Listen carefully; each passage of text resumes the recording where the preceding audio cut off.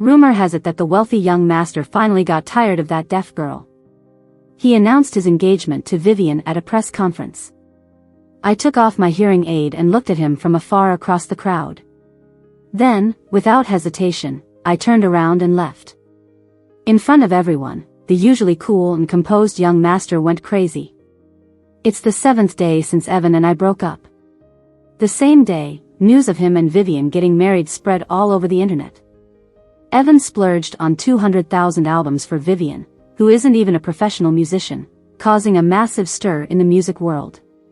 Suddenly, the topic of a wealthy young master spending big money for love just to win a smile from a beauty was all over the streets. Soon, the media scrambled to publish images of the well-matched couple. It seemed like, in everyone's eyes, they were destined to be together. I picked up my phone, and the messages from Evan were still from 2 days ago. I'm getting engaged to Vivian. Tina, it's not like I can't live without you. What you won't accept, others are clamoring for. My heart ached with a dense, sharp pain as I clutched my chest. In the corner of my eye, a few women walked in, laughing and chatting. Evan finally opened his eyes. You know, I never understood why he dated a deaf girl when he could have someone like Vivian. A mismatch right from the start. How could it ever work? Tina was just too naive. I think it's less about being naive and more about being scheming, fantasizing about becoming Evan's wife. She got dumped anyway, what a disgrace. I wonder how she'll get along from now on. Their mocking voices didn't stop when they saw me. Instead, they intensified, like a flood finding a breach. In everyone's eyes, my name and Evan's didn't even deserve to be mentioned together. He was a famous young master, while I was just a not-so-famous independent musician. We were born unequal. Everyone thought Evan's interest in me was just a passing whim. After having the best of food, sometimes a simple meal is needed, but Evan was unusually good to me. He actively pursued me, knowing I was passionate about music. On our first day together, he rented out all the big screens in the city to play my original songs on a loop while publicly announcing our relationship on Facebook. His handsome features were lit up, proud and undeniable, under the neon lights. The next day, my name was all over the trending lists. Because of Evan's reputation, my few songs with barely 100 listeners got tens of thousands of comments overnight. Rumors spread like wildfire. People said I had put a spell on Evan. But he pretended not to hear and introduced me to all his friends. In a private booth, I watched him laugh heartily, fist-bumping with elegantly dressed men and women. They talked about topics I didn't understand, about billion-dollar projects, and drank wines I'd never earn enough to buy in my lifetime. I didn't understand. All I could do was quietly hold my tea on the side. A pretty woman in high heels stood up, covering her mouth as she laughed and walked away. Maybe accidentally. The next second, a hand silently pushed me to the ground. My hearing aid hanging on my ear fell off with the external force, plunging my world into silence. Strange fear enveloped me. Pale-faced, I groped around on the floor without any dignity. Evan lowered his head and asked, "What's wrong?" In the dim light of the booth, his face alternated between light and shadow. I could only see his lips moving, but soon darkness swallowed them again. Finally, he noticed my problem. Actually, everyone there realized something was wrong with me. They pointed to their ears in front of Evan. As luck would have it, a beam of light swept past. I could clearly read his lips. "Are you crazy? You found yourself a deaf girl?" At that moment, an indescribable sense of inferiority overwhelmed me like a flood. That was the first time I so clearly realized the distance between Evan and me. Every second with him, hurtful words never stopped. "Are you really deaf? Can a deaf person even write songs?" Fake, just leaning on Evan. A woman should be realistic, knowing what's hers and what's not. Without Evan, you're nothing, Tina. Doubts surrounded me like a whirlpool. I thought about breaking up. Maybe my thoughts were too obvious. Before I could say anything, Evan, usually composed, had tears in his eyes. He hugged me tightly in the back seat, kissing my earlobe, repeatedly saying sorry. "Tina, don't make a fuss, okay? Let's not break up." To me, you're perfect, you don't have any flaws. Since then, Evan never took me to any of his gatherings. Maybe it was to comfort me or redeem his actions. But how could a young, infatuated girl resist such a burning passion? Perhaps it was youthful fervor, perhaps I just didn't care about our status difference. I naively believed our love could overcome all obstacles. Life seemed to get better and better finally. Through my efforts, I got an invitation for a somewhat well-known music show. Excited to tell Evan the good news, I overheard his conversation with a friend. Evan, there's no need to go to such lengths with Tina just to defy your mom. Auntie is already furious. You'll eventually marry Vivian. Don't get too involved. Take a brother's advice, break up with that deaf girl sooner. The silence lasted a long time. Long enough that I thought Evan wouldn't speak, that it was just my imagination when I heard his casual voice through the door. Low and indifferent, as always. Tina's pretty obedient. It's just dating, not marriage. Thinking back now, what Evan lacked was never a lifelong partner. He just needed a compliant and entertaining lover. I stared at my expressionless face in the mirror. Somewhere along the line, the liveliness had drained from me. Each day, I lived like a walking corpse. I slowly applied lipstick. Just as I walked up to the door, the show's stage manager, panting, stopped. Mehe looked troubled. Tina, I'm really sorry. We may not be able to let you on stage. I froze for a moment. The manager looked pretty young and felt bad about informing me of the last-minute change. He cautiously reminded me, Tina, some things aren't decided by the show's crew. You really don't need to offend someone important. He wanted to say more, but two familiar figures walked in, arm in arm. The previously scattered crowd swarmed like a beehive as the two entered. I followed the commotion with my eyes. The man was tall with long legs. His indifferent but somewhat passionate eyes casually glanced over, making him look exceptionally handsome. He made no effort to avoid looking me directly in the eye. My gaze moved from his cold face to the fair arm wrapped around his. The pretty woman next to him smiled sweetly. She leaned against Evan and, seeing me, tightened her grip on his arm in front of me. In that moment, everything clicked into place. Evan knew better than anyone how much I loved this music show. He also knew it was my lifelong dream to bring my music to a real stage. I had practiced every day to overcome my fears and stood out among hundreds of applicants. My room was filled with crumpled sheet music scattered in the trash and corners. I woke up many nights just wanting to perfect my performance. Yet with just one light remark from him, I was easily replaced. At this moment, an unbridgeable chasm separated us. He walked towards me step by step. He smirked, but his voice cut through me like a bone-chilling sword.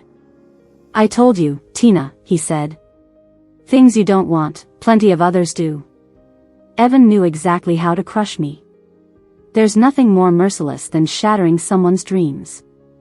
Years of restraint burst uncontrollably at this moment. To everyone's shock, I slapped Evan hard across the face. I used to treasure this man, viewing him as a light in my life. But now, my heart was dead. I looked at him calmly as his eyes filled with disbelief. So you can just trample on other people's efforts? Evan, you disgust me. Turning to leave, Vivian's concerned, soft voice constantly drilled into my ears. I could feel Evan's hawk-like gaze locking onto my back through the crowd. When had the golden boy ever been treated like this? Every inch of skin on my back felt like it was on fire. I walked faster, not daring to look back. By the time I reached outside the hall, it had already started raining heavily. The dark night had swallowed the usual brightness. My phone buzzed again. Dad, slurring his words from drunkenness, still harshly scolded me. Little deaf girl, tell me, why would Evan marry someone else? You had a rich man, and you let him go. Tell me, can you do anything right? Can I do anything right? I stared blankly ahead, eyes devoid of light, taking deep breaths to hold back my tears. The voice on the phone rambled on. Your mom left because of you. Evan doesn't want you either. And you're still a cripple. How could I have birthed such a jinx? Hearing this, I couldn't help but pull a bitter smile. Dad, if it wasn't for the slap you gave me back then, do you think I'd be deaf? With that, I decisively hung up. The phone kept ringing, but I didn't answer. I wiped my face with my forearm. No one can stand seeing their hard work instantly taken away, but I was too insignificant. The only thing I could do now was start over. Evan would definitely target me even more in the future. I couldn't let him affect my mood every time. After thinking it over, I contacted a studio that had extended multiple invitations but I had always turned down. We chatted briefly, and they said they were still willing to buy the rights to a few of my unreleased sheet music for a high price. If I agreed, we could sign the contract immediately. I was a bit apprehensive. Back then, I turned them down repeatedly because of their eagerness. After all, I wasn't a renowned musician. Why would a studio pay a high price for an average person's sheet music rights? But when I finally asked, they replied with just 2 sentences. Everyone has a chance to shine, besides, you're a diamond in the rough. Those words felt oddly familiar. We scheduled the contract signing for Saturday. We chose a private cafe as the meeting place. Arriving there, the large cafe was empty. The owner made me a cup of my favorite Americano. I sipped the coffee and took out my phone. The music show where Vivian replaced me had aired last night. I guessed Evan pulled some strings to take advantage of the online buzz, urging the production team to expedite it. Vivian took the chance to debut her new song Blossom on the show. While singing, she gazed tenderly at Evan, seated in the audience. The producer, perceptive, quickly focused the camera on Evan's extraordinary face. At the end, they used the final lyrics to openly confess to Evan. You are a beam of light. Knowing you, I fear I will fade away silently. When the song ended, the production team, aiming for more buzz, used the shot of them together as the cover image for the show. The online discussion exploded. Just half an hour into the broadcast, various entries about Vivian started flooding the trending topics. Vivian the genius, Vivian and Evan, Vivian's new song Bloom. I was the only one whose face went pale upon hearing the song. I wrote it 2 years ago. Every word in the lyrics hid my indescribable love for Evan. I'm not the type good at expressing myself, only in songs could I reveal these feelings so openly. I had planned to give this song to Evan as a birthday present.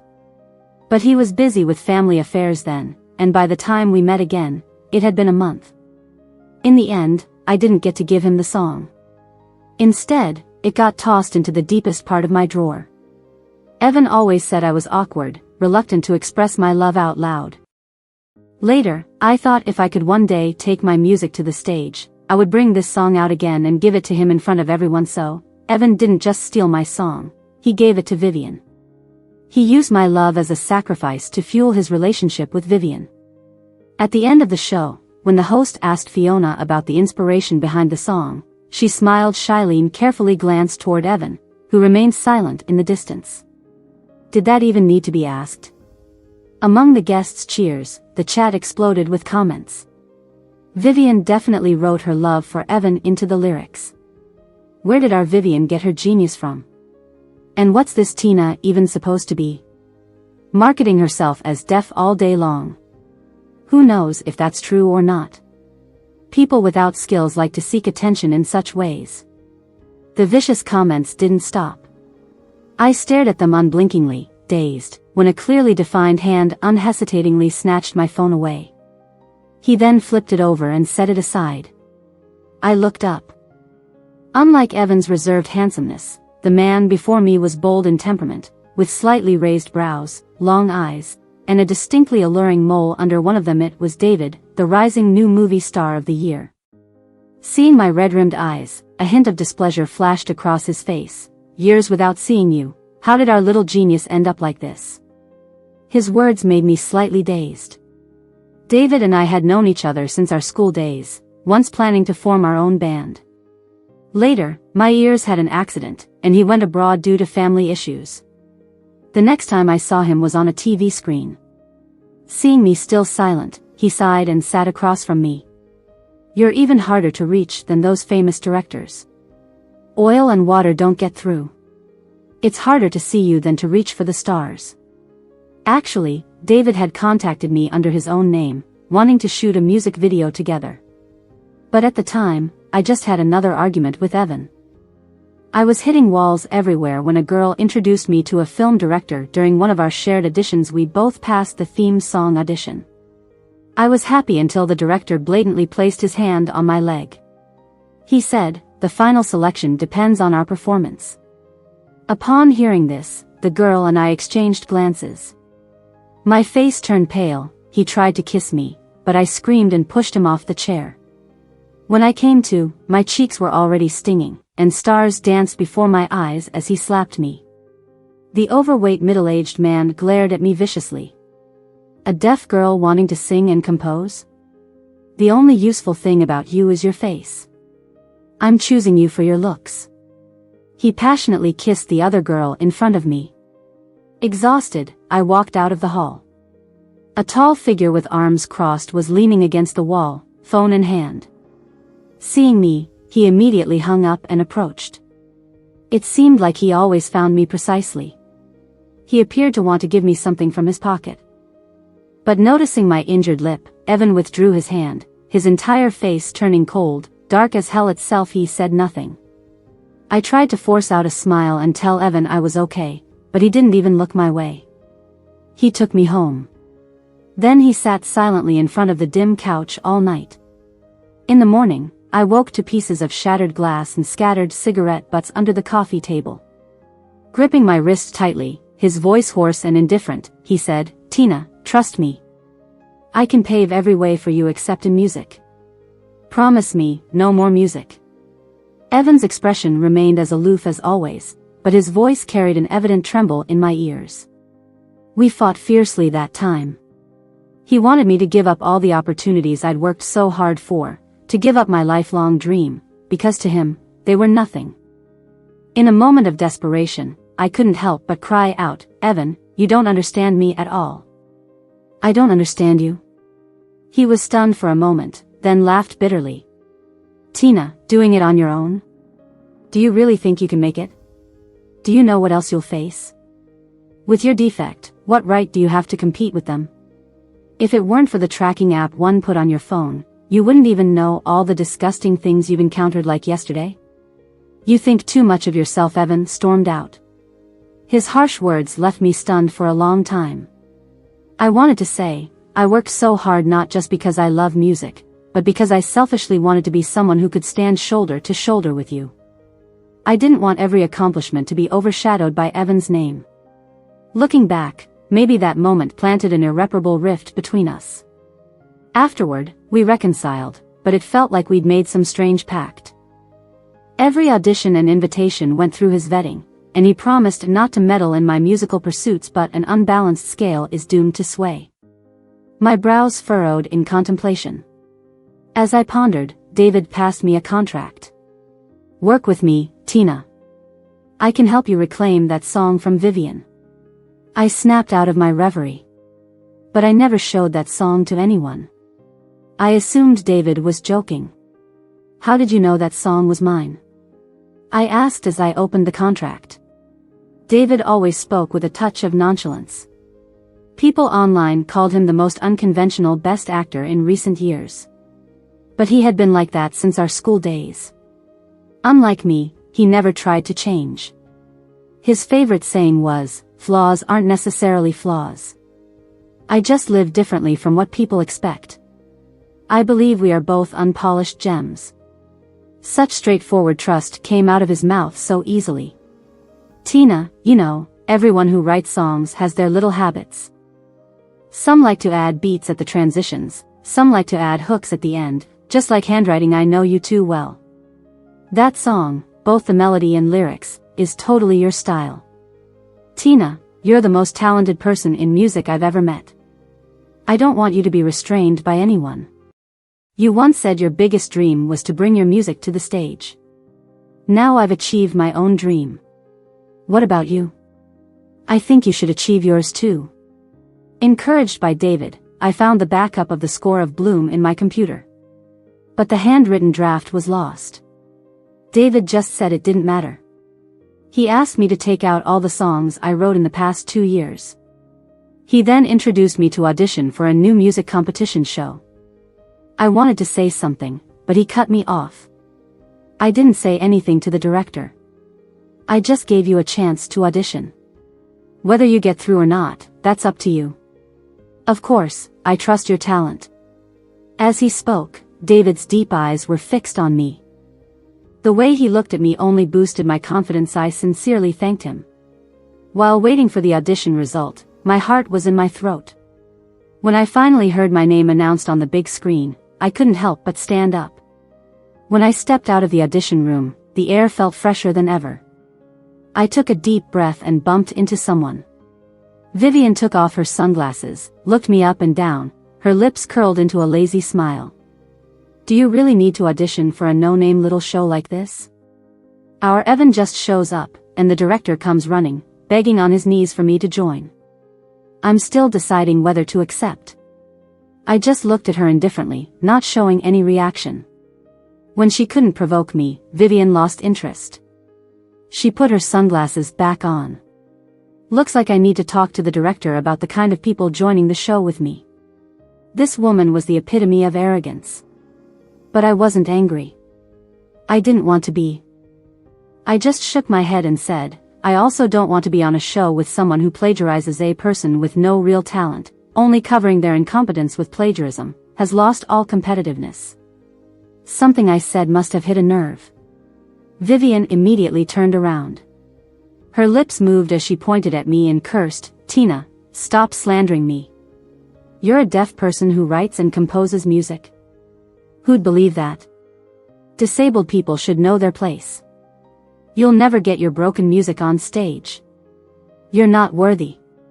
I let her rant. For the first time, I was grateful for my hearing aid. I took it off, ignored the frantic Vivian, and left without looking back. As I turned the corner, I saw someone standing there.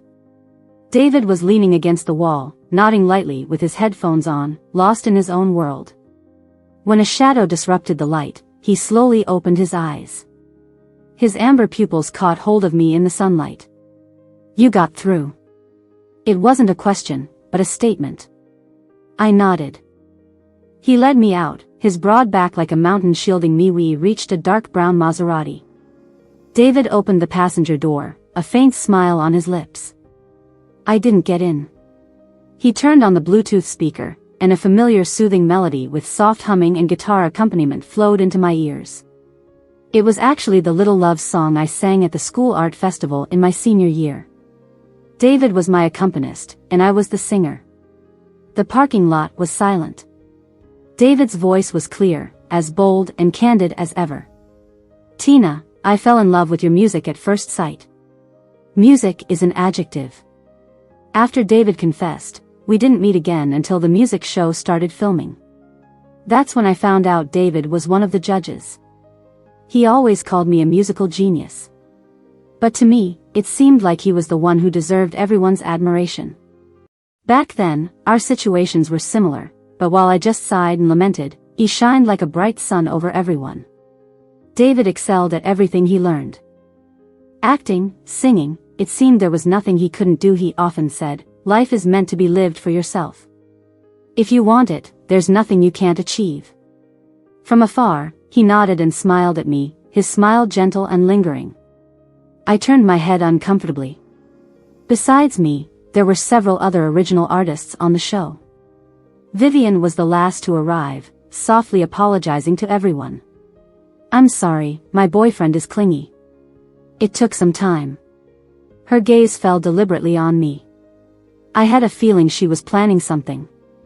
I guess the director didn't cut me from the lineup and instead paired me with Vivian because they probably wanted to generate some buzz online.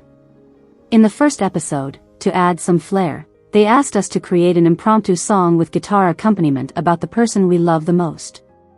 Every word I wrote for this was a dig at the song Bloom that Vivian sang recently. But looking at Vivian, it was clear she could only sing that song, which wasn't even hers. The show gave us just 20 minutes to prepare. A tight deadline really shows a singer's professionalism. I thought about it and decided to adapt a love song I wrote back in high school. Then I started tuning my guitar.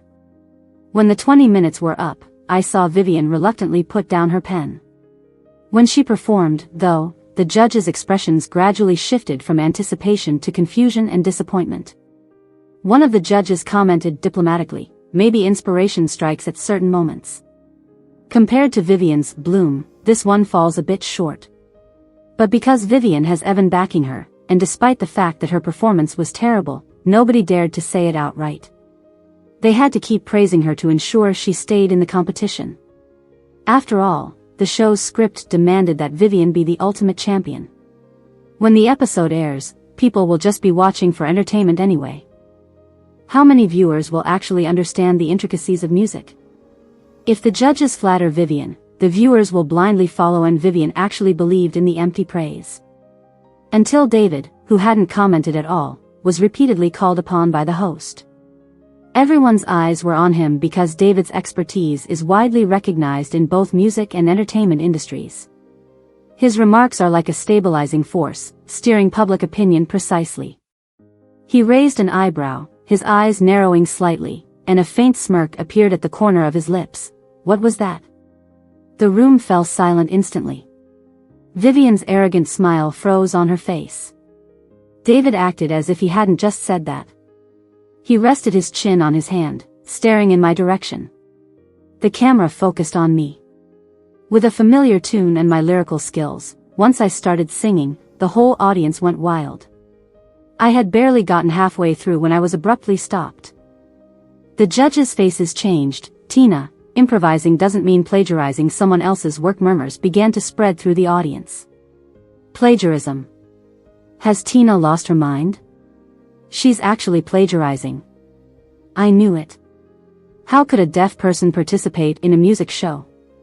She should be out after the first episode. I can't believe I had hope for her. You just can't trust someone with a disability to compose and sing. I bet all her previous songs were plagiarized too.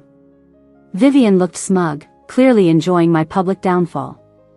At that moment, David, who hadn't said anything, finally reacted. He pursed his lips, tilted his head, and pulled out the sheet music for Bloom. A song is like a child, it resonates only with its creator.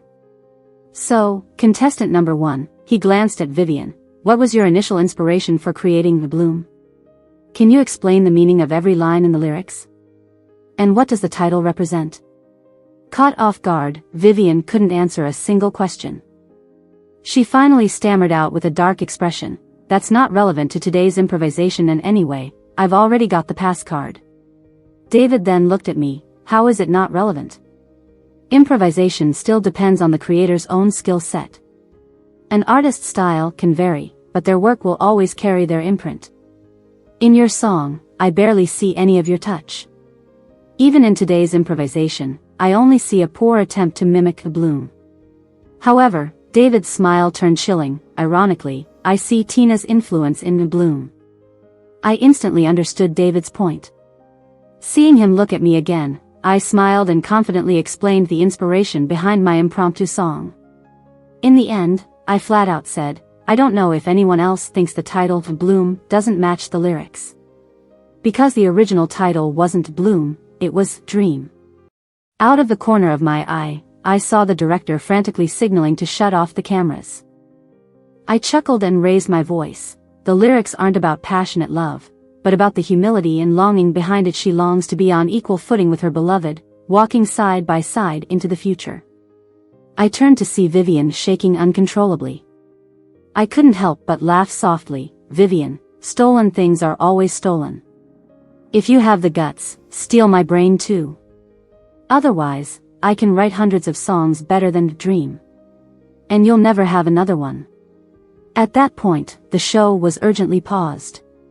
Reality TV can be edited, so Vivian demanded that the director cut this part out and warned everyone present not to speak of it. But people have their own mouths. Someone brave must have recorded the scene with their phone and posted it online. Other netizens also jumped in to confirm that the incident was real. For people in the music industry, plagiarism is disgraceful enough to get someone entirely kicked out of the circle.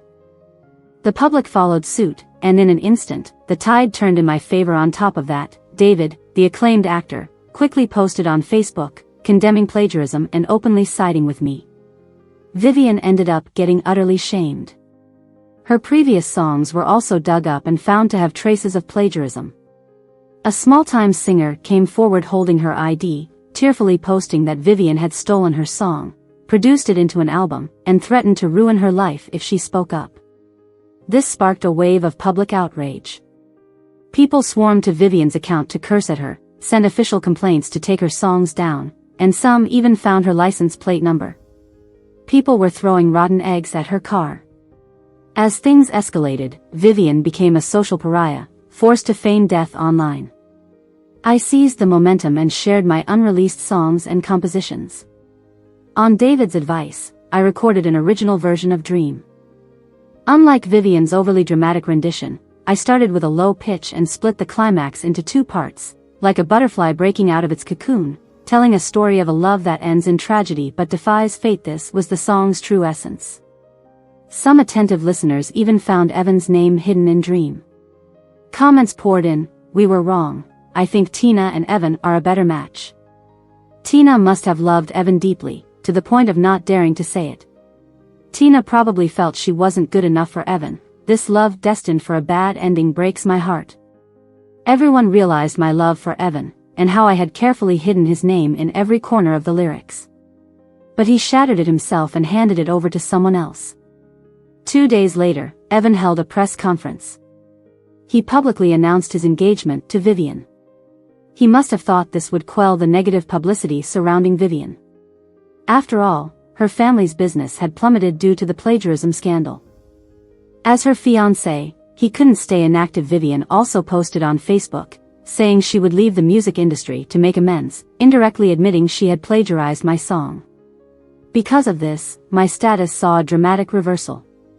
Offers poured in non-stop.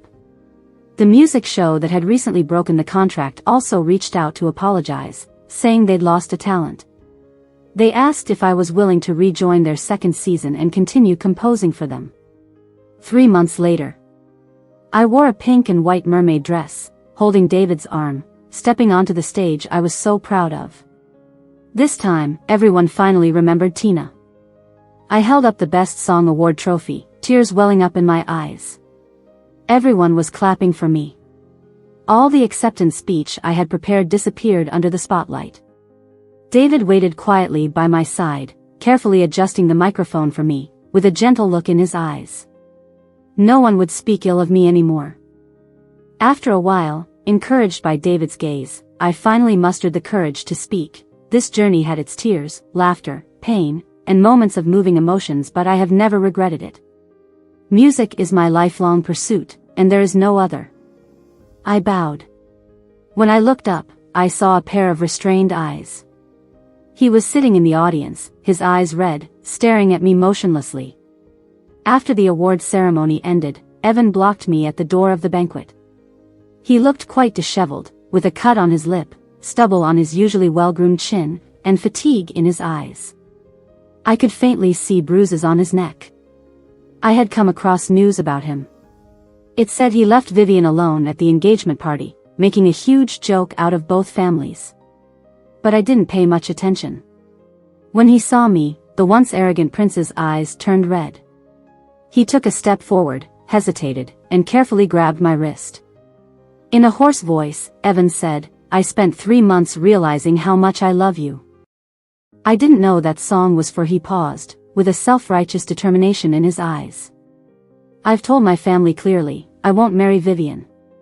I'll only help her this one time. I'll work hard to convince them to accept you." Seeing my silence, a flash of panic crossed his eyes, but he forced himself to stay calm and said, "Will you get back with me, Tina?" I looked at him expressionlessly. Evan finally panicked. He awkwardly patted his clothes, then his eyes lit up as he took out a silver ring from his pocket, trying to put it on my ring finger. "Tina, I know you still love me. You always wanted to marry me. Let's get married now. Right now." What he said so carelessly were words I had longed to hear. He never understood what I truly wanted. "Evan, the world doesn't revolve around you. I suddenly shook off his hand, the ring flew out of his hand, landed on the ground, rolled a bit, and stopped on the side. He looked shocked, staring blankly at the ring in the corner. I turned to leave. Evan grabbed my arm and yanked me back. He hugged me tightly and whispered in my ear. Tina, sometimes I really don't understand you. You're both fragile and stubborn, leaving me clueless about what to do. You refuse to accept any help from me. Even when you're in trouble, you try to figure it out yourself. You make me feel like you don't love me at all. It seems like you love your music more than me. He looked like he was about to be moved by his own words. I thought I didn't necessarily need him. But I still gradually fell for him. Even though I knew I would eventually have to leave him. As a member of the Liu family, I didn't have the right to choose my marriage. I had to marry into the Song family. Yet, I couldn't bear to let him go. In that moment, I realized I loved him more than I had thought. But at this moment, looking at his self-pitying face, I just found him ridiculously laughable. Evan, aren't you tired of acting? He was stunned. I took a step back, subtly widening the distance between us, drawing a clear line between us. Evan, I don't love you anymore. Don't bother me again. He tried to step forward again. Out of the corner of my eye, I saw a tall figure rushing out quickly. With one punch, Evan was knocked to the ground. David stood protectively in front of me, hiding his usual carefree demeanor. His back heaved slightly in anxiety as he looked down at Evan struggling to get up but failing. Fighting in public is unsightly. I poked David's waist with my finger. His back stiffened for a moment but then relaxed quickly. Let's go, I whispered. David obediently turned around. After a few steps, we heard a low roar from behind. Tina, if you don't love me, then tell me, what's the deal with that song? You used to be so obedient, but those stupid songs have turned you into this. He seemed desperate to find a truth that only belonged to him from me. I paused and turned slightly. The moon was full tonight, scattering fine light over Evan's head. For the first time, I saw a fragility in Evan. He stared at me stubbornly, as if he were just waiting for my answer. The man's face overlapped with the boy who once saved me at the alley entrance. For the first time since our separation, I seriously spoke to him. Evan, you never thought about being with me forever. You never knew how to respect me. I curled my lips into a mocking smile. Just like now, you never understand my likes and feelings. This isn't love, it's possessiveness. A pampered prince like you would never easily offer someone your true heart. Evan never understood my insecurities, nor did he care to. By now, the only thing he's struggling with is why I stopped loving him. How could I stop loving him? Plus, I wasn't so obedient because I wanted to be. I was obedient because I was scared, and at that time, I loved you a lot. But now, you just disgust me. I added, a lot. I turned and walked forward. This ring, I wanted to give it to you 3 years ago, Evan suddenly shouted. He picked up the ring from the ground, holding it up. As he talked, his voice choked up. But back then, I wasn't sure. I couldn't hear clearly after that. I didn't stop walking. David matched my pace. He naturally started discussing the soundtrack for the latest movie he was working on. By the way, David looked at me, there's a soccer match at the stadium soon. Want to go? I paused. In David's eyes, I seemed like a normal person. He never paid extra attention to me. Whatever he could enjoy, I could too. I nodded at him. He seemed relieved, slowed his pace, and contentedly walked beside me. Moonlight broke through the clouds. This time, I would follow my path without hesitation. Afterward, I poured all my focus into my career. In recent years, I won multiple awards in music. This also sparked jealousy from others. Overnight, I received thousands of comments, claiming my success was solely due to the help of the actor David. Negative reviews fueled public opinion. I read one comment. First it was Evan, now it's David. Has Tina ever achieved anything on her own? Before I could react, a user named When Will David Achieve His Dreams clapped back. Every negative comment about me was persistently rebutted by this person. I stayed up all night reading those comments. The next morning, David called, saying he wanted to help explain things on Facebook. I replied offhandedly, wouldn't that just confirm their claims even more? David went silent. I ended up comforting him. I know you're worried about me. But I have a plan. He didn't hang up but, after a while, sighed, Tina, you've really changed a lot. I paused, then chuckled, because I've got a lot of people around me who encourage me now. Negativity and encouragement impact a person very differently. I immediately picked up a pen and wrote a new song. I didn't use professional recording equipment. With just earphones and guitar accompaniment, I softly sang a story about a girl with a hearing impairment chasing her dreams and succeeding on her own. The song went viral the same day. The topic "Why can't women make it on their own?" trended at number 1. Why can't women make it on their own? If you have talent and ability, why not show it? I support Tina. When she was with Evan, she never used her music to gain attention. She respects music more than anyone. You guys are just jealous of her success. This song nearly brought me to tears. Tina must be telling her own story. Fans are feeling nostalgic. My old song Dream is trending again. Evan's name is coming up a lot, along with Vivian's current miserable state. I heard after Evan ditched her at the altar, she went nuts, called the press, and kept attempting suicide to force Evan to marry her. She calmed down for a few days after Evan slapped her in public. Now, she's threatening to jump off a building. But Evan refuses to give in. Even saying if they push him too hard, he'll just become a monk and no one will be able to control him. Evan's dad nearly beat him to death with a cane in front of reporters. Evan's still recovering in the hospital. This whole drama is so wild, I can't tell if it's real or just a joke. I scroll further down. David's username, "When can David chase his dreams?" pops up again. This guy left like a dozen comments in a row. Isn't Evan supposed to be a monk? Why bring him up? I think David and Tina make a better pair. Stop dwelling on the past, focus on the present. David looks at Tina in a weird way.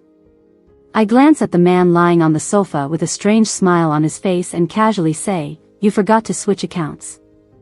David's face changes instantly. He sits up quickly, "No way. I thought I switched." When he meets my scrutinizing gaze, he scratches his head awkwardly and changes the subject. "Your dad hasn't bothered you again, has he?" This piques my interest, and I don't expose him. Instead, I curiously ask, "What did you do?" "Ever since I became famous, my dad keeps showing up asking for money. If I don't give him any, he causes a scene at my company's entrance. I've called the cops countless times, but they can't do anything since it's a family matter." David rubs his nose, his attractive almond eyes narrowing with a hint of ruthlessness. Of course, I had a nice chat with him. I'm skeptical, but David's innocent smile makes it hard to doubt him. No one knows this, but the night Tina's dad made a scene, the usually gentle David, eyes filled with malice, held a knife to his throat. I wouldn't mind killing someone for Tina. But fortunately, it didn't come to that.